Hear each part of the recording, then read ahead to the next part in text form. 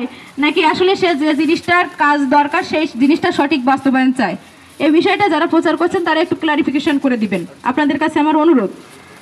যখন সমবায় সমিতির নামে যদি আমার ওই শেষ লাইসেন্সটা অনুমোদন না হয়, সেক্ষেত্রে কিন্তু পরবর্তীতে ধরেন একজন ব্যক্তির নামে শেষ লাইসেন্সটা অনুমোদন হলো ব্যক্তির জমিতে, ওই ব্যক্তি কিন্তু চাইলেই ওই জমিটা কি করতে পারে, বিক্রি করে দিতে পারে। তাহলে যেটা একটা সমবায় সমিতির উদ্দেশ্যে যে সেচ যন্ত্রটা করা, সেইটা কিন্তু যে উদ্দেশ্যে করে সেইটা আর পরে বাস্তবায়ন হবে না। তো সেজন্য আমরা যখন সমবায় সমিতির নামে কোনো কাজ করব, তখন যেন এইটা অন্তত ক্লিয়ার থাকে যে এই জমিটা সমবায় সমিতির কোন উদ্দেশ্যে ব্যবহৃত হচ্ছে, কোন উদ্দেশ্যে এটা ভবিষ্যতে ব্যবহৃত হবে, এবং যে উদ্দেশ্যে এটা বাস্তবায়ন করা হচ্ছে সেটা সঠিকভাবে হচ্ছে কি না। আমরা যারা সমবায় সমিতির সদস্য তারা যেন বিষয়টা একটু গুরুত্ব সহকারে দেখি, শুধু সভাপতি এবং সেক্রেটারির উপরে যেন কি না করি, ছেড়ে না দেয়। কারণ সভাপতি চাইলেই কি করতে পারে, জমিটা কিন্তু বিক্রি করে দিতে পারে, কারণ ওই জমিটা তার। সেখানে সমবায় সমিতির সাথে চুক্তিটা হয়েছে কিনা এটা আপনারা যারা সদস্য আছেন তারা চেক করবেন। সেটা কৃষি হতে পারে, সেটা মৎস্য রিলেটেড সমবায় সমিতি হতে পারে, সেটা আদার্স যে কোনো সমবায় সমিতি হতে পারে। যখন আমরা যেটা মাঝে একটা ঘটনা ঘটলো আমাদের এখানে, যে শ্রমজীবী সমবায় সমিতি, ঝিকর কাছে শ্রমজীবী সমবায় সমিতি, সবাই কি দায় বললো যে সব কিছু জানে কে, সভাপতি সেক্রেটারি। কিন্তু এইটা কি কোনো সমিতির নিয়মের মধ্যে পড়ে কিনা? সভাপতি সেক্রেটারির কিছু ক্ষমতা দেয়া থাকে, অবশ্যই দেয়া থাকে, কিন্তু বাকি সদস্যরা জানবে না এই কথা বলার কি কোনো সুযোগ আছে? অবশ্যই সুযোগ নেই। কমিটির সব রেজিস্ট্রেশনের কথা, অন্তত যেটা রেজিস্ট্রেশন হয়েছে আপনারা যারা সদস্য আছেন অবশ্যই সভাপতি সেক্রেটারিকে হয়তো টাকা উত্তোলনের কিংবা কার্যক্রম বাস্তবায়নের ক্ষমতাটা দিতে পারেন, কিন্তু কাজ বুঝে নেওয়ার দায়িত্ব সকল সদস্যের, ঠিক কি না?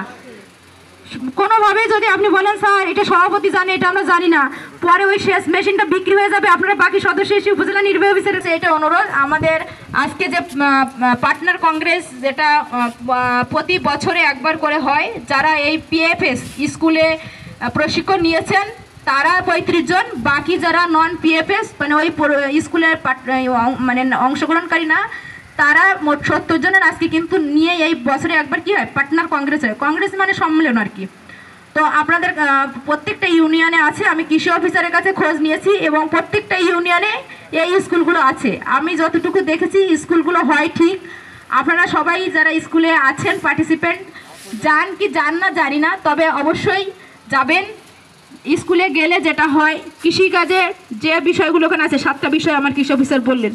হ্যাঁ, তো আমাদের কৃষি অফিসার আছেন, কৃষি অফিসার কৃষি সম্প্রসারণ অফিসার আছেন, আমাদের প্রত্যেকটা ব্লকে একজন করে বা 2 জন করে উপসহকারী কৃষি কর্মকর্তা আছেন। কৃষি রিলেটেড যে কোনো সমস্যায় তাদের সহযোগিতা আপনারা কামনা করবেন এবং তারা দিতে বাধ্য।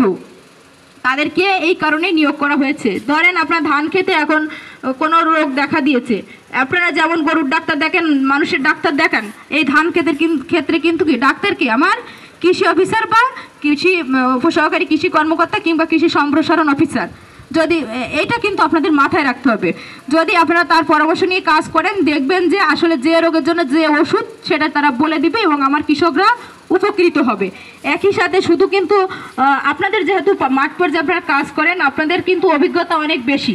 অনেক সময় যেটা হয় যে যারা আমরা বিশেষজ্ঞ টিম কাজ করি, যারা পড়ালেখা করে এসেছি, তাদের সে যারা দীর্ঘদিন ধরে ওই একই বিষয়ে কাজ করছেন, তাদের অনেক অভিজ্ঞতা কিন্তু কি হয় আমাদের যারা বিশেষজ্ঞ থাকে তাদের সে বেশি কাজ করে। সেক্ষেত্রে আপনারা একটা আন্তঃসমন্বয় করবেন যে স্যার আপনি এটা বলেছেন, কিন্তু আমরা দীর্ঘদিন ধরে এটা দিয়ে দেখেছি যে এইটা কি হয়, ভালো হয়।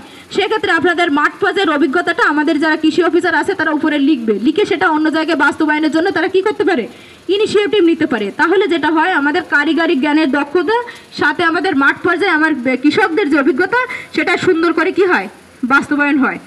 তো আমরা কোনো কাজকেই কি করব না, এই গেলাম এলাম অথবা মানে ভবিষ্যতে কাজে লাগাবো না এইভাবে আমরা দেখব না। আমরা সরকার যে কোনো প্রকল্প দেয় মানে কি ভালো উদ্দেশ্যেই দেয় এবং সেই ভালো উদ্দেশ্যটা যেন বাস্তবায়ন হয়, আমরা সবাই শুধু সেই চেষ্টা করব। মানে আগে স্যার এভাবে হতো আমরা এভাবেই করি, এখনও করব, এই চিন্তাভাবনা থেকে যদি আমরা বেরিয়ে না আসতে পারি তাহলে আমাদের সরকারের যে উদ্দেশ্য সেটা কি হবে না, সফলভাবে বাস্তবায়ন হবে না। আমরা আগের সকল ধ্যান ধারণা থেকে বের হয়ে যেটা সঠিক বাস্তবায়ন হওয়া উচিত সঠিকভাবে, আমরা সবাই সেই দিকে যাব। আমরা আমাদের অধিকারটা বুঝে নেব, আমরা সরকার কি দিচ্ছে কি না দিচ্ছে, কি করা দরকার সেটা যখন মাঠ পর্যায়ে আমার বাস্তবায়ন করতে যাচ্ছে, আমি উপজেলা নির্বাহী অফিসার হিসেবে কিন্তু আপনাদের সবার কাছে পৌঁছাতে পারবো না। হয়তো এই আজকে একটা বক্তব্য দিতে পারলাম, এই কয়েকজনের মধ্যে আপনারা যদি আমার কথা শুনে কোনোটা অনুপ্রাণিত হন, কোনোভাবে অনুপ্রাণিত হন, আপনাদের যারা আদার্স যারা কৃষক আছে তাদের মাঝে যদি এই বক্তব্যটা প্রচার করতে পারেন, দিন শেষে কিন্তু আপনারা দূর ইউনো বলে গেল, দরকার কি, এই ইউনো দুদিন পরে চলে যাবে, আরেক ইউনো আসবে, সেই ইউনো বলবে কি না বলবে সেটা তার বিষয়।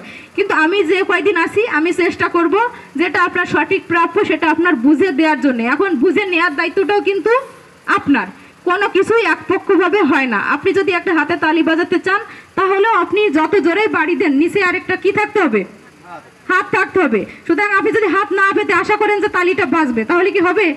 আপনি কিছু না করতে পারেন, অন্তত আপনার হাতটা দেবেন, আমরা সেখানে অন্তত তালিটা বাজাতে পারি। এইটুকু সহযোগিতা আপনাদের সকলের কাছে আমাদের কাম্য।